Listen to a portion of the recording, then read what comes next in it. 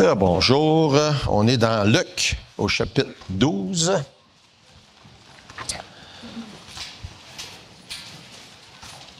Moi aussi, je suis content de voir une partie de la famille Séguin, ici, assis en avant. Pour ceux qui ne savent pas, les Séguins puis nous autres, on se connaît depuis un peu de temps. Je connaissais Gilles et Michel avant qu'ils soient mariés. Puis les enfants, nos enfants, leurs enfants se sont suivis au travers des années. Je suis toujours content de les voir. On est dans Luc au chapitre 12. Je vais lire les versets 41 à 48.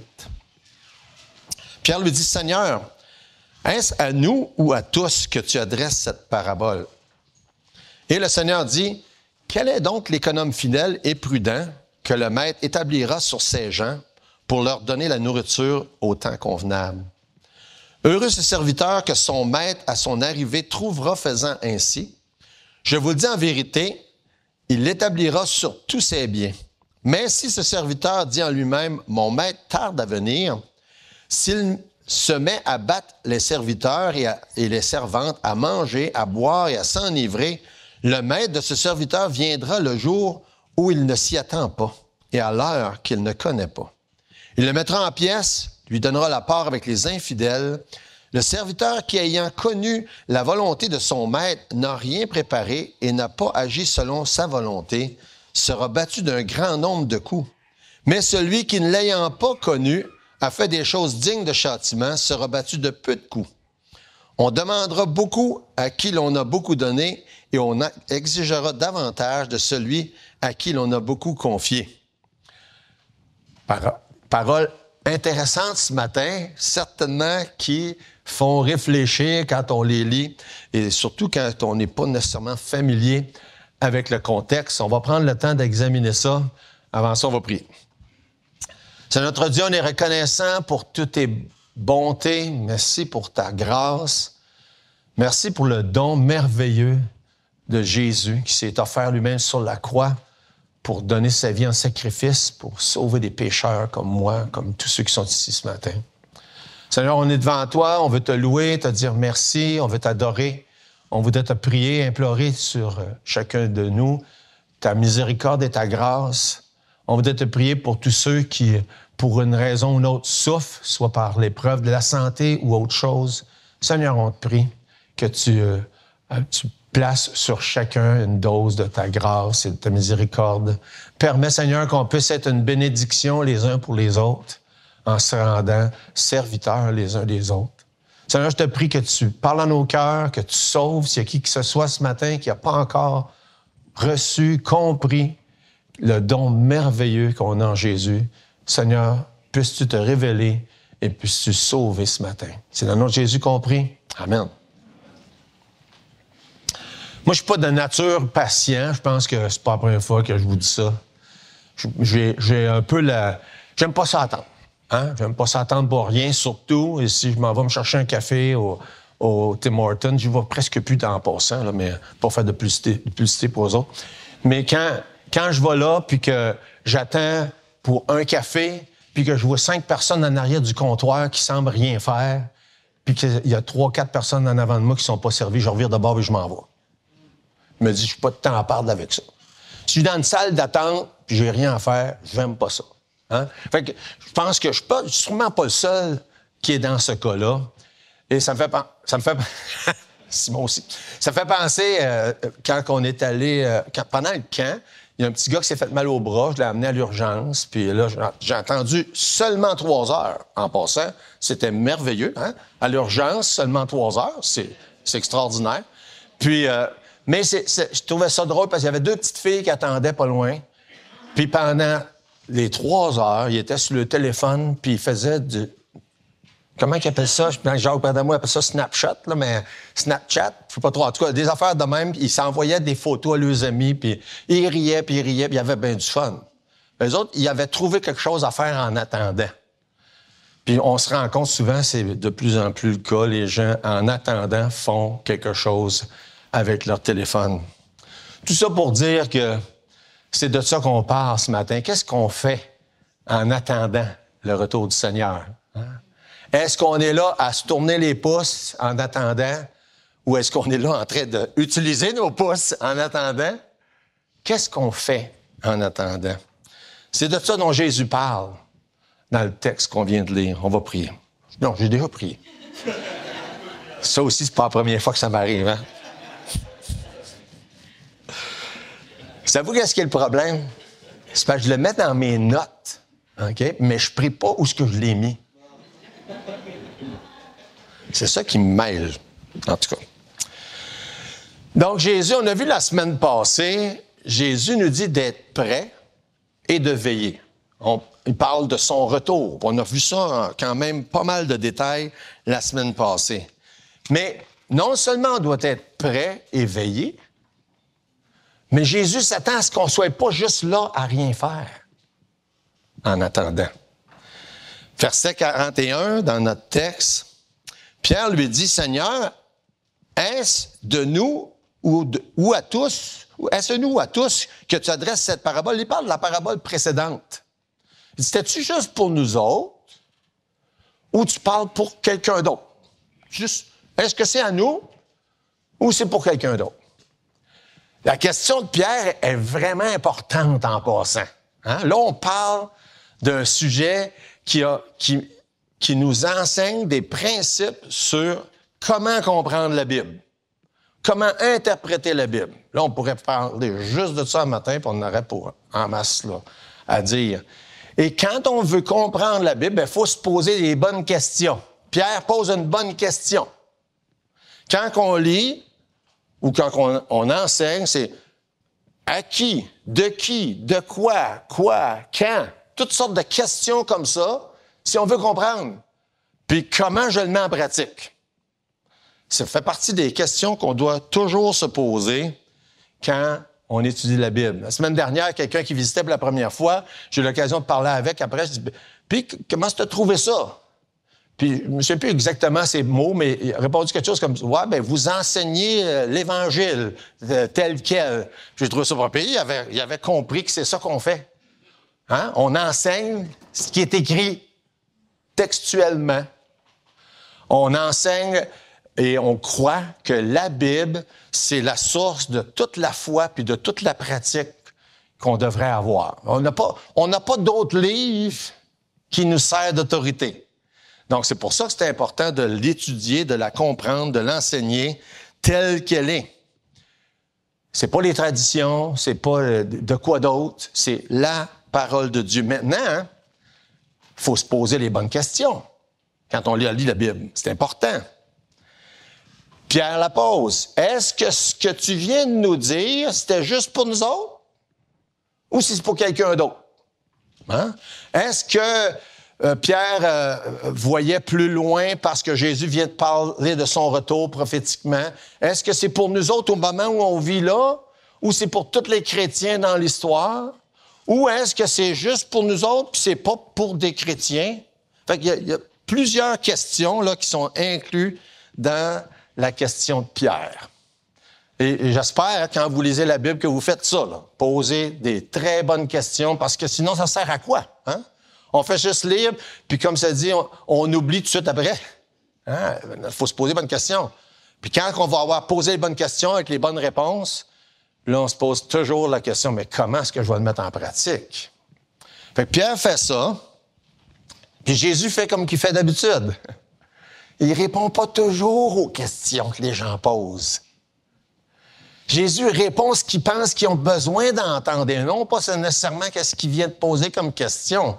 Il va répondre à la question de Pierre, mais pas, un peu par la bande, hein? Pas directement. D'ailleurs, il vient de dire une parabole, puis de la manière que Jésus répond, ça ressemble à une parabole. Est-ce que c'est une parabole? Ça correspond pas à tous les critères qu'on dirait qu'une parabole devrait être d'habitude.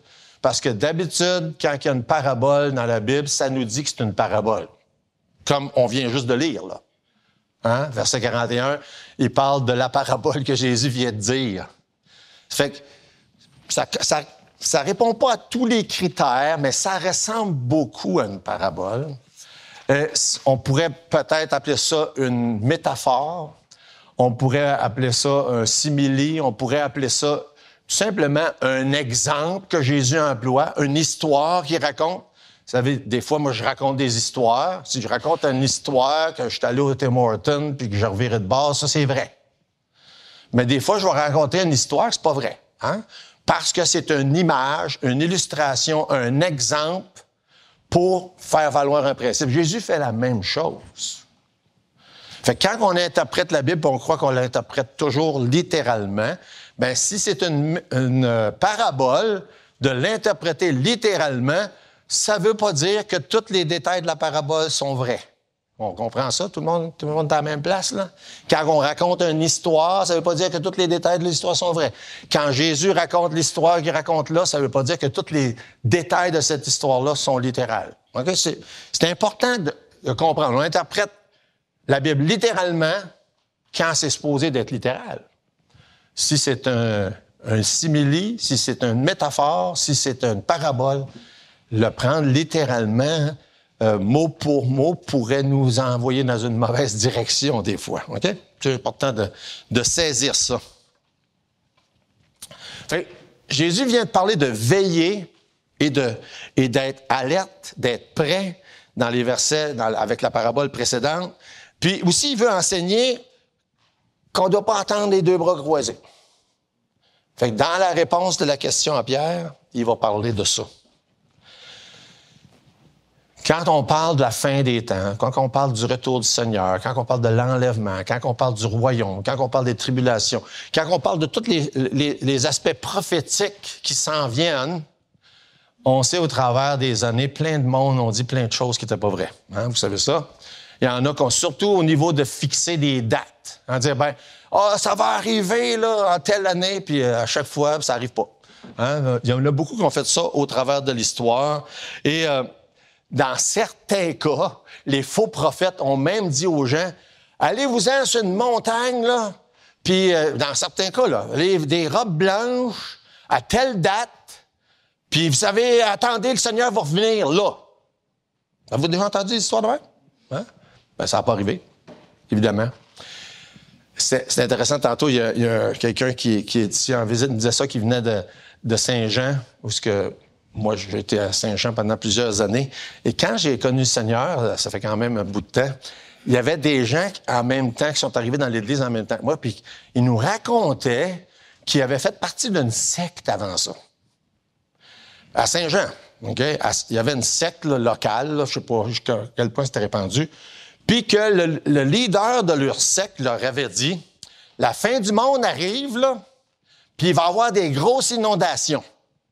Fait montez vos meubles au 2e étage, puis il y en a même qui ont attaché leur char après des arbres. OK? Parce que... Puis là, c'est des gens que je connais, là, ils ont fait ça, eux. Ils s'étaient fait dire ça. Évidemment, c'est pas arrivé. Tout ça pour dire que une des raisons que la Bible ne donne pas une date précise, je pense, en tout cas, c'est pour qu'il n'y ait pas de folie comme ça, là. Hein? Parce qu'il y en a eu, puis il y en aura encore de toutes les sortes. Fait que Dieu dit, soyez prêts, veillez, mais restez pas juste là à attendre, puis sur une montagne, ou bien, soyez prêts, parce qu'il peut venir à n'importe quel moment. Les apôtres avaient une grande responsabilité, une grande mission d'établir les bases pour l'Église et tout ce qui s'est fait, mais les autres chrétiens qui ont suivi dans les autres générations aussi avaient des grandes responsabilités. Puis aujourd'hui, en 2025, les chrétiens aussi ont de grandes responsabilités. En passant, j'avais mis le titre, je ne l'ai pas dit tantôt, c'est « Occupé jusqu'à son retour ». Occupé jusqu'à son retour. Notre responsabilité, c'est celle-là. Occupé jusqu'à son retour, verset 42. Quand le Seigneur commence à répondre, il dit, le Seigneur dit, « Quel est donc l'économe fidèle et prudent que le maître établira sur ses gens pour leur donner la nourriture au temps convenable? Heureux ce serviteur que son maître, à son arrivée, trouvera faisant ainsi. Heureux le serviteur que quand le maître va venir, il va le trouver occupé. Occupé en train de faire qu'est-ce que son maître lui avait demandé de faire. Verset 37, on a vu ça la semaine passée. Il dit, heureux, heureux ce serviteur, celui qui va trouver veillant. Heureux le serviteur que le maître va trouver en train de veiller, mais qui arrive. Ça, c'est le verset 37. Puis rendu au verset 43, c'est heureux celui qui va trouver occupé. Oui, on doit veiller. Oui, on doit être prêt. Mais aussi, puis c'est à la réponse à la question de Pierre, Jésus dit, heureux, béni le serviteur qui va être occupé quand le maître va venir. Je vous invite à tourner un petit peu plus loin dans Luc 19. On va le voir, mais qu'on s'est rendu là un jour, peut-être avant l'enlèvement, je ne sais pas, à la vitesse qu'on avance, dans Luc, qui sait. Mais dans Luc au chapitre 19, juste lire quelques versets. Je ne veux pas passer beaucoup de temps là, mais quand même intéressant dans ce qu'on est en train de parler. Luc 19, verset 13, il appela 10 de ses serviteurs et leur donna 10 mines et leur dit, faites-les valoir jusqu'à ce que je revienne. Le titre du message vient de ce verset-là, mais pas de ce verset-là en français, mais en anglais. Parce qu'en anglais, ce verset-là s'est traduit « Occupez-vous jusqu'à ce que je revienne. » Occupez-vous jusqu'à ce que je revienne.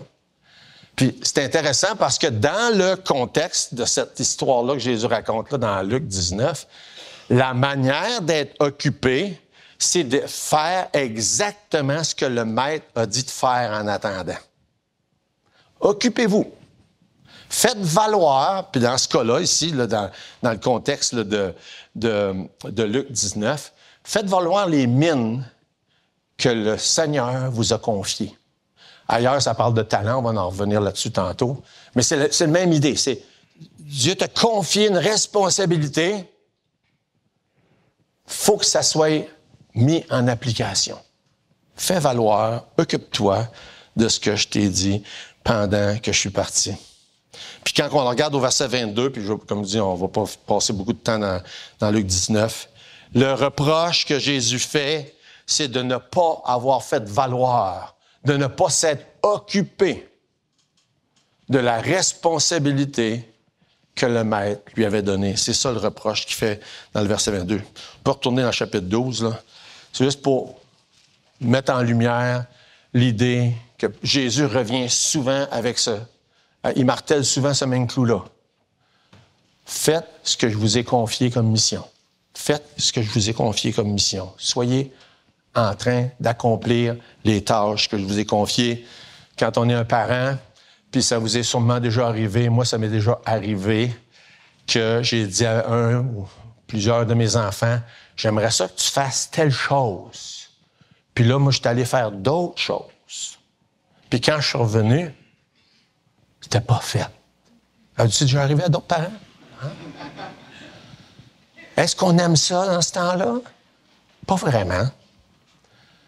On s'attend, ce qu'on veut en tant que parent, que si on a confié une tâche, quand on vient fait, c'est exactement ce que ces passages-là nous enseignent. Dieu dit, je vous ai confié une tâche. On n'a pas la même tâche que les apôtres. Puis en réponse à la question de Pierre, c'est-tu pour nous autres ou pour d'autres? Qu'est-ce que tu dis là? Mais Jésus va montrer qu'il parle pour plusieurs personnes dans ce qu'il est en train d'enseigner là. Et soyez en train de faire ce que Dieu vous a confié comme tâche. Et qu'un jour, quand le Seigneur va revenir, qu'il puisse dire « Hey, je suis content, tu as accompli la tâche que je t'avais donnée. » Les apôtres étaient beaucoup impliqués dans la formation de disciples. Et en tant que chrétien, on a aussi le mandat d'être impliqué à la formation de disciples.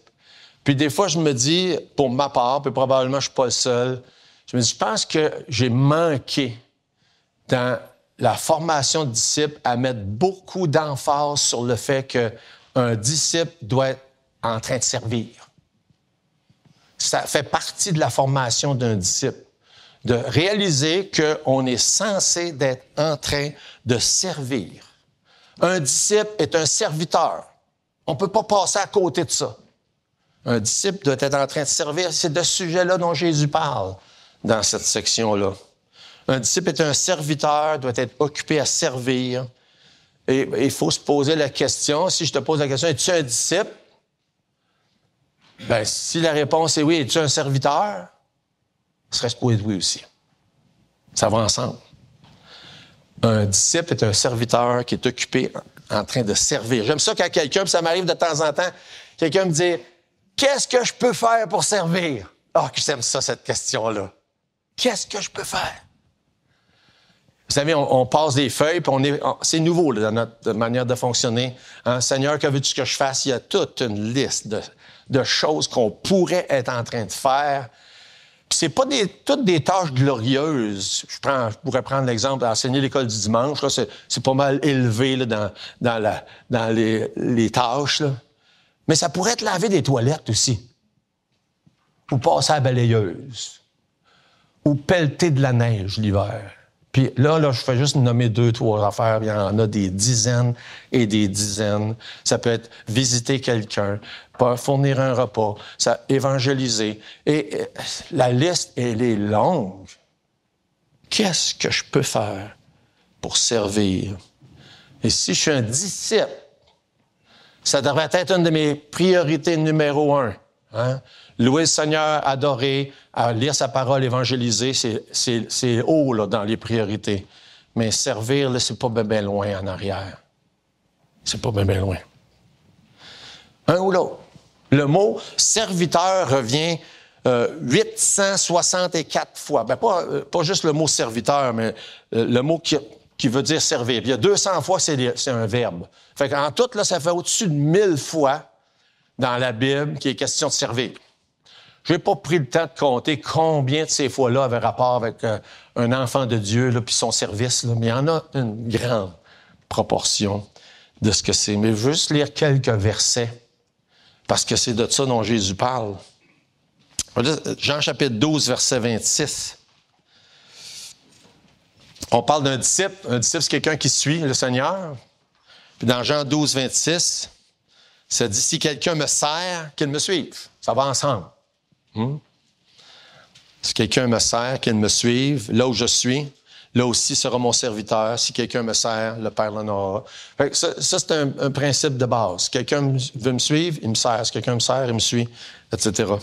1 Corinthiens, chapitre 12, quand il est question des dons spirituels, dans 1 Corinthiens, chapitre 12, ça dit au verset 7, « Or, à chacun, la manifestation de l'Esprit est donnée pour l'utilité commune. » Donc, Dieu nous donne des dons spirituels pour servir les autres. C'est ça que ça veut dire.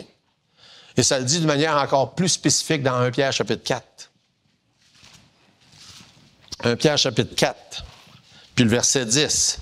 « Comme de bons dispensateurs des diverses grâces de Dieu, que chacun de vous mette au service des autres le don qu'il a reçu. » Ça ne peut pas être plus clair que ça. Hein?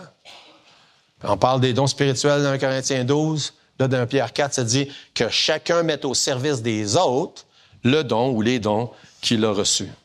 Ou encore dans 1 Corinthiens chapitre 4, verset 2. Là, vous allez voir le lien aussi avec notre passage. 1 Corinthiens chapitre 4, verset 2. Du reste, ce qu'on demande des dispensateurs, c'est que chacun soit trouvé fidèle.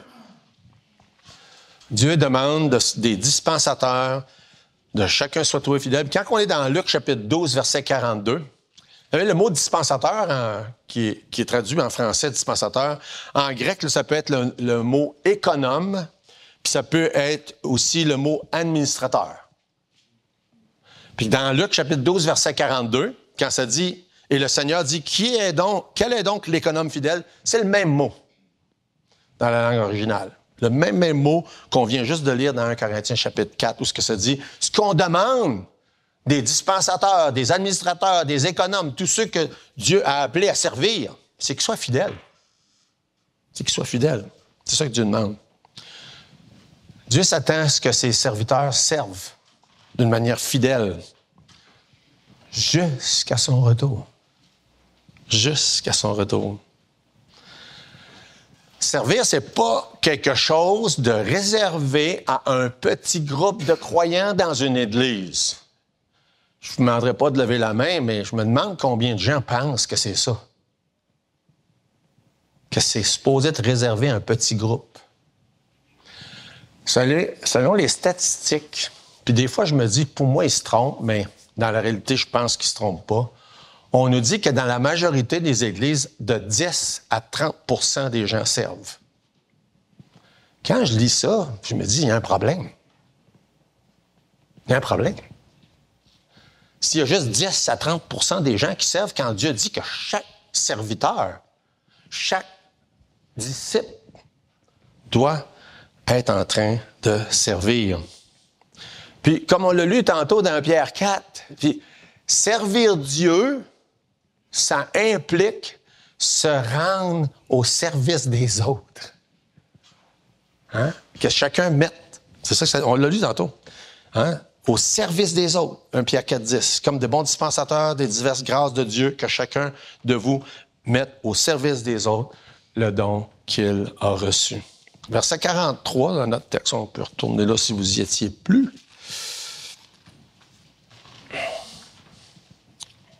Heureux ce serviteur que son maître, à son arrivée, trouvera faisant ainsi. Pierre, parles-tu de nous autres ou tu parles de d'autres? Bien là, il parle de eux ou de tous ses serviteurs. Heureux celui que le maître va trouver être en train de servir quand il va revenir. Verset 44, je vous le dis en vérité, il l'établira sur tous ses biens. Et en tant que métaphore ou parabole ou histoire, ben on voit l'application de ça, où ce qui est question des récompenses que Dieu va donner à ses serviteurs qui vont avoir servi. On voit ça dans plusieurs autres passages, cette notion-là, que Dieu dit qu'il va donner des récompenses. Dans certains passages, il parle de couronne, mais il parle de récompenses pour avoir été fidèle dans le service au Seigneur. Quand on arrive au verset 45 et 48, je vais les relire ensemble parce que ça fait partie de certains passages qui sont une source de confusion pour certaines personnes, où tout à coup, on pense que dans l'exemple que Jésus emploie pour montrer un point, que chaque élément peut s'appliquer littéralement comme si c'était dans le reste de la parole de Dieu, quand c'est un exemple pour montrer un point à Pierre. Puis parce que le mot serviteur est employé là, puis dans un cas très clair, il parle des gens qui sont chrétiens, mais le mot serviteur employé dans l'autre partie ne parle pas de chrétiens en passant. Mais c'est souvent, ben là, le mot serviteur, donc, c'est des chrétiens. Non. Jésus veut enseigner quelque chose. Parle-tu de nous autres ou ça parle de d'autres? Puis là, il va parler, il va montrer à Pierre, oui, ça parle de vous autres, mais ça parle aussi de d'autres. OK? Important de bien saisir ça, versets 45 à 48. Mais si ce serviteur dit en lui-même, mon maître tarde à venir, s'il se met à battre les serviteurs et les servantes, à manger, à boire, à s'enivrer, OK? On ne parle pas d'un serviteur dans le sens d'un chrétien, là, OK? C'est important de voir ça. Le maître de ses serviteurs viendra le jour où il ne s'y attend pas, à l'heure qu'il ne connaît pas, il le mettra en pièces, lui donnera sa part avec qui? Avec qui? Les infidèles. OK? On parle des infidèles. Chaque fois que le mot infidèle dans la Bible, on parle des gens qui ne sont pas chrétiens. On parle des gens qui ne sont pas croyants. Puis que Jésus est en train de dire, attends un peu, là, quand que je vais revenir, là, il va y avoir deux gangs. Il va y avoir les serviteurs qui m'attendent, qui sont prêts, puis qui sont en train de servir. Puis il va y avoir les autres. Ils ont beau se dire des serviteurs tant qu'ils voudront, là. Mais il dit, je vais les mettre en pièces. Avoir leur part avec les infidèles, je pense que le langage est assez évident lorsqu'on lit ces choses-là, de qui est-ce qu'il parle. Mais l'erreur est commune, c'est pas rare qu'on entend ça ou qu'on se fait poser des questions. Ouais, mais là, ça veut-tu dire qu'on pourrait perdre notre salut? Hein, vous avez déjà entendu cette question-là? Ça veut pas dire qu'on pourrait perdre notre salut. On va regarder quelques versets pour être sûr, là, si jamais vous avez des doutes. Éphésiens chapitre 2.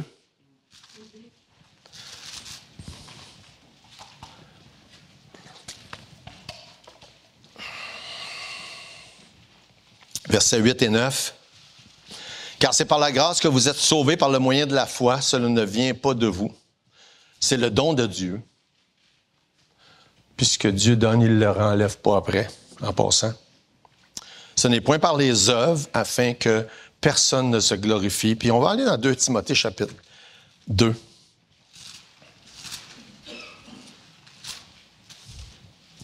« 2 Timothée, chapitre 2, versets 11 jusqu'à 13. « Cette parole est certaine. Si nous sommes morts avec lui, nous vivrons aussi avec lui.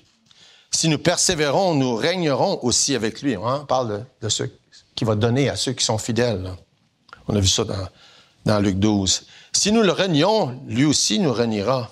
Si nous sommes infidèles, il demeure fidèle, car il ne peut se renier lui-même. Il ne se reniera jamais, jamais lui-même. » Ça, c'est clair. Et quand on retourne dans Luc chapitre 12, verset 46, « Le maître de ses serviteurs viendra le jour s'il n'attend pas, à l'heure qu'il ne connaît pas. Il le mettra en pièces. Il ne donnera sa part avec les infidèles. » Quand on a vu la dernière fois, on dit « Vous n'êtes pas dans les ténèbres pour que vous soyez surpris comme les autres. » Puis les autres qui se font surprendre, comme ça dit là, qui sont les infidèles. Verset 46, le langage est fort. Mettra en pièces, donnera sa part avec les infidèles. S'il y avait juste ça, on n'a pas besoin d'autre chose, c'est clair. Regardez dans Matthieu 24, même expression dans Matthieu 24. Verset 51. Il le mettra en pièces. Il lui donnera sa part avec les hypocrites. C'est là où il y aura des pleurs et des grincements dedans. Encore là, c'est clair. On parle des gens qui ne sont pas croyants, des gens qui ne sont pas sauvés. Mettra en pièces, donnera sa part avec les hypocrites. Il y a des pleurs et des grincements dedans. Quand on lit au verset 47, on retourne là. Ça dit, le serviteur qui, ayant connu la volonté de son maître, n'a rien préparé, n'a pas agi selon sa volonté, sera battu d'un grand nombre de coups. C'est sévère comme description, là. N'oubliez pas, on vient juste de voir mettre en pièces, part avec les infidèles, puis on parle de jugement comme battre de beaucoup de coups. Et c'est intéressant parce que quand on arrive au verset 48, la première partie, ça dit « Mais celui qui, ne l'ayant pas connu, a fait des choses dignes de châtiment, sera battu de peu de coups. » Qu'est-ce que ça nous amène à réaliser? C'est que le jugement de Dieu étant si juste qu'il y a des degrés de jugement. Puis le degré, quand on compare la fin du verset 47 avec le début du verset 48, c'est que les gens, là, qui ont tout su, tout connu, tout entendu, puis qui ne veulent rien savoir, là, vont être jugés plus sévèrement que ceux qui n'ont pas entendu. Mais ceux qui n'ont pas entendu, comme on voit dans Romains chapitre 1, la nature elle-même nous montre que Dieu existe. Puis ça dit après ça, « Ils sont donc inexcusables. » Même ceux qui n'auraient pas entendu l'Évangile. Parce que je prends pour acquis beaucoup de personnes dans le monde. Parce qu'il y en a sûrement encore beaucoup qui n'ont pas entendu l'Évangile. Est-ce que tout le monde aura l'occasion de l'entendre? Comme vous avez l'occasion? Je ne peux pas vous dire. Mais ça nous dit dans Romains 1 qu'ils sont donc inexcusables. Car ayant connu Dieu, ils ne l'ont pas glorifié comme Dieu. Ils se sont tournés vers des bêtes, des quadrupèdes, des reptiles, etc. et toute autre forme d'idolâtrie. Fait que c'est ça que ça nous dit, verset 47, à la fin, verset 48, le début du verset. Il va y avoir des degrés de jugement de la part de Dieu parce qu'il est juste. Quelqu'un qui a tout entendu puis qui ne veut pas rien savoir va être jugé plus sévèrement, mais va juger que l'autre personne qui n'a pas tout entendu, mais qui a aussi pas tourné son cœur, ses yeux vers Dieu. Fait que Pierre en a eu plus que qu'est-ce qu'il demandait, hein? Puis nous autres aussi, on en a plus que qu'est-ce qu'on demande quand on lit ça. Qu'on peut comparer avec 2 Thessaloniciens chapitre 2. Puis ça me fait beaucoup penser à ça quand je lis ce passage-là. 2 Corinthiens chapitre 2, ça nous situe autour du retour du Seigneur et des gens qui vont entrer dans la période de tribulation. C'est ce qu'on voit dans le contexte. Et ça nous donne l'impression, puis encore là, c'est pas tout le monde qui voit ça exactement comme ça, mais c'est pas grave. Ils ont le droit de pas être d'accord avec moi, mais d'être dans l'erreur. Non, on n'a pas toute la même opinion, c'est pas grave. Je ne peux pas dire que nécessairement quelqu'un qui n'a pas la même opinion que moi qui est dans l'erreur en passant. C'est juste une blague. Dans 2 Thessaloniciens 2, verset 10, ça dit « Avec toutes les séductions de l'iniquité ». Là, on parle de la puissance de Satan puis de l'Antéchrist qui commence à prendre de l'ampleur vers la fin et que le Seigneur va venir chercher son Église. Puis là, tout à coup, lorsque l'Église aura été enlevée, les gens qui vont rester passer au travers des tribulations. Puis là, ça dit toutes les séductions de l'iniquité pour ceux qui périssent parce qu'ils n'ont pas reçu l'amour de la vérité pour être sauvés. On parle à peu près de la même chose là, que ça parle à la fin du verset 47, où les gens ont entendu la vérité, mais ils ne veulent rien savoir. Ils ne veulent rien savoir. Puis ces gens-là vont juger sévèrement. C'est ça qu'on voit tantôt. Puis là, versets 11 et 12. « Aussi Dieu leur envoie-t-il une puissance d'égarement? » Là, on parle des gens qui passent au travers des tribulations pour qu'ils croient aux mensonges, afin que tous ceux qui n'ont pas cru à la vérité, mais qui ont pris plaisir à l'injustice, soient condamnés. Puis là, c'est de ça dont on parle, verset 47, qui sont jugés plus sévèrement. Il faut qu'on retourne.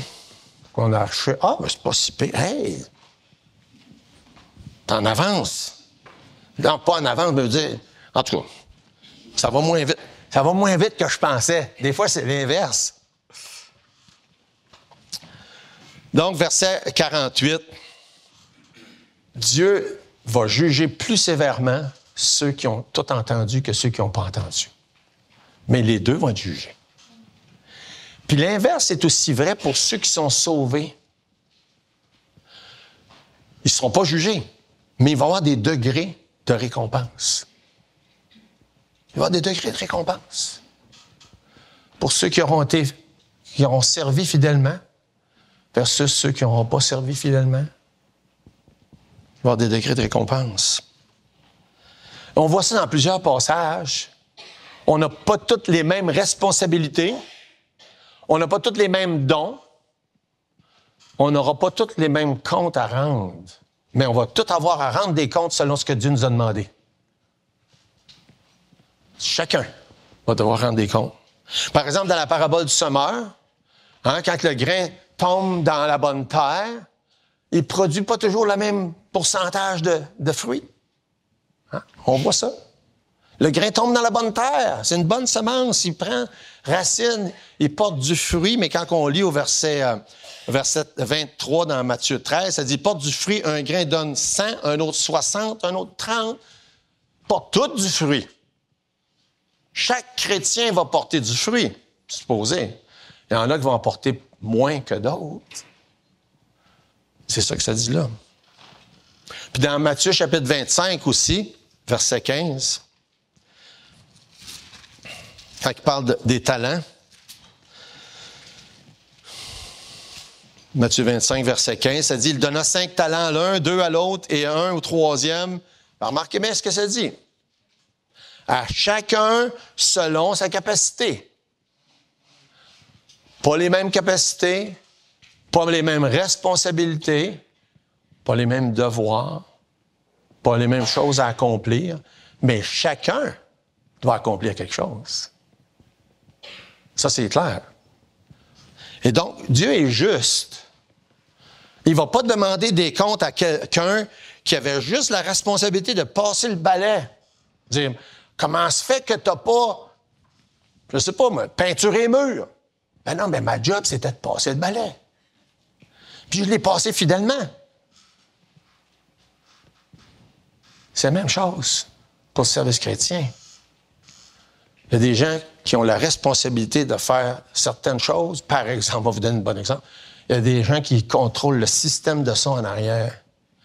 D'habitude, j'étais pas pire dans ça, moi, avant qu'on ait le système qu'on a là.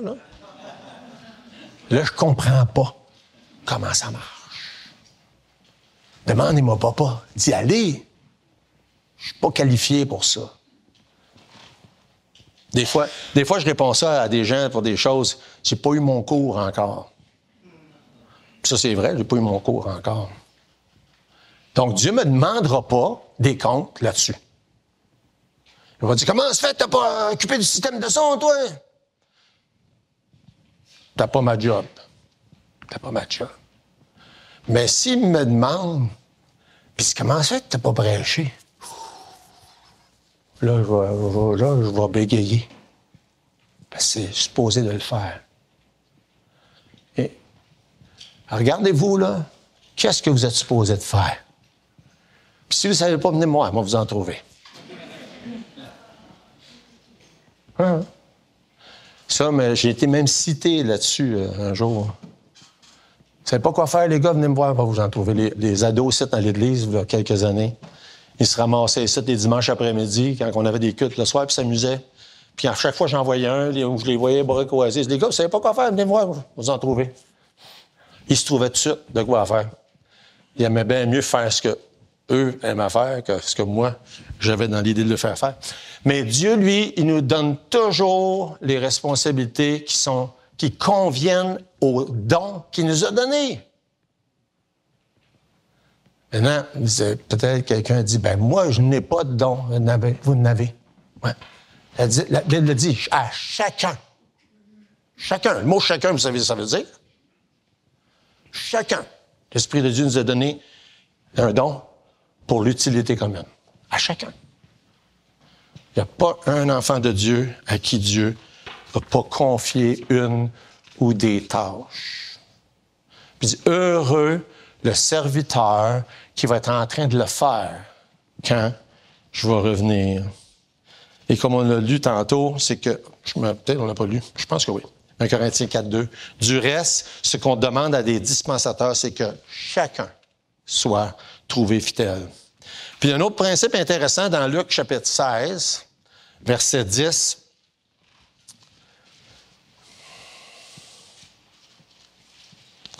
Ça dit, celui qui est fidèle dans les moindres choses l'est aussi dans les grandes. Et celui qui est injuste dans les moindres choses l'est aussi dans les grandes. Puis le principe, c'est que si on s'occupe des petites choses, si on est fidèle, on va être aussi fidèle dans les grandes. Puis si on s'occupe des petites choses, Dieu va nous en confier des grandes. Hein? Fait qu'il fait penser à un gars qui, en se mariant, dit à sa femme, il dit, toi, tu vas t'occuper de toutes les petites affaires, puis moi, je vais m'occuper juste des grandes. Il dit, j'ai jamais rien fait. Elle s'est toujours occupée de toutes les choses. Maintenant, on doit tous être occupés à faire toutes les petites choses que Dieu nous a confiées. Puis, c'est pas vrai que, des fois, il y a des gens qui, moi, je veux servir, mais je veux faire ça. OK. Mais ça, t'es peut-être pas qualifié pour faire ça, là. Ouais, mais c'est ça que je veux faire. Commence par faire les petites choses, fidèlement, puis peut-être que Dieu va te confier l'autre chose. Je sais pas, moi. Il faut être fidèle dans ce que Dieu nous confie de faire. Conclusion de tout ça, Jésus martèle souvent le même clou. Hein? Je vous ai demandé d'être des serviteurs, puis un serviteur doit servir fidèlement jusqu'au retour du Maître. Chacun, on a tous cette responsabilité-là. Puis il met tellement d'emphase dans les versets 45, 6, 7 et 8 que là, il va loin, puis dans son image qu'il emploie, là, les gens disent, peut-être je vais perdre mon salut. Non, c'est pas ça qu'il veut enseigner, mais Jésus martèle fort quand il veut faire entrer un principe. Qu'un serviteur est supposé être fidèle, point à la ligne. Un chrétien est supposé te servir, point à la ligne. jusqu'à son retour. Tantôt, on a lu un des versets dans Matthieu 25. J'aime ça. On va aller là pour terminer. Dans Matthieu chapitre 25, je pensais que c'était une bonne conclusion de ce sujet-là. Matthieu chapitre 25, je vais le lire sans trop commenter, à partir du verset 13. Veillez donc, puisque vous ne savez ni le jour ni l'heure. Il en sera comme d'un homme qui, partant pour un voyage, appela ses serviteurs, leur remit des biens. Il donna 5 talents à l'un, 2 à l'autre, et au 3e, à chacun selon sa capacité, et il partit. Aussitôt, celui qui avait reçu les 5 talents s'en alla, les fit valoir, il gagna 5 autres talents. De même, celui qui avait reçu les 2 talents en gagna 2 autres. Celui qui n'en avait reçu qu'un alla faire un creux dans la terre, cacha l'argent de son maître. Longtemps après, le maître de ses serviteurs revint et leur fit rendre des comptes. Celui qui avait reçu les 5 talents s'approcha en apportant 5 autres talents. Il dit, Seigneur, tu m'as remis 5 talents, voici j'en ai gagné 5 autres. Son maître lui dit, c'est bien. Bon et fidèle serviteur. Tu étais fidèle en peu de choses, je te confierai beaucoup. Entre dans la joie de ton maître. Il y a d'autres parties à la parabole, je ne veux pas prendre le temps de tout le regarder, mais simplement ça. Il a donné des responsabilités à des personnes. Puis tout ce que le Seigneur s'attend, c'est qu'on fasse ce qu'il nous a demandé de faire. J'ai nommé plusieurs choses. Il y a plusieurs autres choses qu'on pourrait donner comme exemple. Mais Dieu nous demande d'être fidèles jusqu'à son retour. Et ça devrait être le but de chaque enfant de Dieu, de regarder dans le futur et de dire, j'ai hâte que le Seigneur revienne et j'espère, et mon plus grand désir, c'est que je puisse entendre de sa bouche, c'est bien, bon et fidèle serviteur. Tu as été fidèle dans les petites choses. Puis là, imaginez-vous celui à qui il en a confié le plus. Il dit, c'est des petites choses que je t'ai demandé. Mais tu as été fidèle. Entre dans la joie de ton maître, occupé, jusqu'à son retour. Prions. Notre Dieu, merci. Merci de ta parole, merci de tes bienfaits, merci pour tout ce que tu nous montres. Permets, Seigneur, que ces réflexions, ces exhortations puissent rester avec chacun de nous pour qu'on puisse réfléchir, méditer sur l'importance, jour après jour, d'être en train de te servir fidèlement pour que la journée que tu reviennes, tu puisses nous dire, oui, je suis content. Tu as fait ce que je t'ai demandé. Bénis, Seigneur, ces paroles. S'il y a qui que ce soit qui ne connaît pas Jésus comme sauveur, je te prie, Seigneur, de convaincre et de faire réaliser que l'alternative à être un des serviteurs puis un disciple, c'est de subir le châtiment éternel, comme on l'a vu tantôt. C'est un ou c'est l'autre, dans la joie du Maître ou bien dans le châtiment éternel. Bénis, Seigneur, ces pensées. Accompagne. Au nom de Jésus, amen.